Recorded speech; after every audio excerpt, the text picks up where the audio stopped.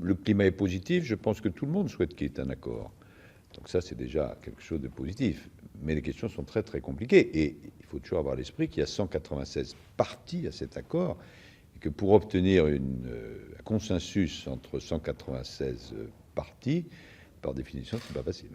Il y a beaucoup de pays qui, si cet accord est passé, ce qu'on souhaite évidemment, le soumettront à ratification de leur Parlement. Et il y a des pays où les choses politiquement sont plus compliquées. Alors on peut penser aux États-Unis d'Amérique, puisque les républicains, majoritaires au Congrès, disent « mais nous, un tel type d'accord, on ne souhaite pas ». Alors que le président Obama, lui, qui dispose de pouvoirs spécifiques dans la matière, veut avancer. Et donc, l'une des difficultés, mais j'espère qu'on va la surmonter, c'est de trouver une nature d'accord qui puisse convenir aux uns et aux autres. Voilà. Il y a des raisons objectives pour lesquelles la situation n'est pas la même qu'à Copenhague. Copenhague, c'était en 2009. Je les cite rapidement. D'abord, le phénomène du dérèglement climatique s'est aggravé. Et ça nous pousse à être quand même beaucoup plus efficaces.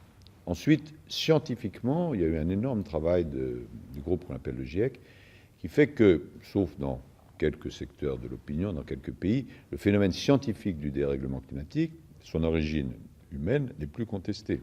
La France doit être exemplaire, et c'est pourquoi nous prenons aussi des lois comme la loi sur la transition énergétique, sur la biodiversité, et puis il va falloir qu'on accueille ces très nombreuses personnes dans les meilleures conditions possibles, aussi écologiques que possible. Moi, je suis en contact étroit avec eux, avec notamment leurs négociateurs, et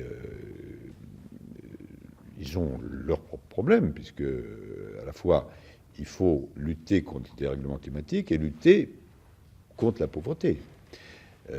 Mais ils sont décidés, et je pense que le fait qu'ils soient décidés, je l'espère en tout cas, va être un élément puissant pour avoir un succès à la COP de Paris.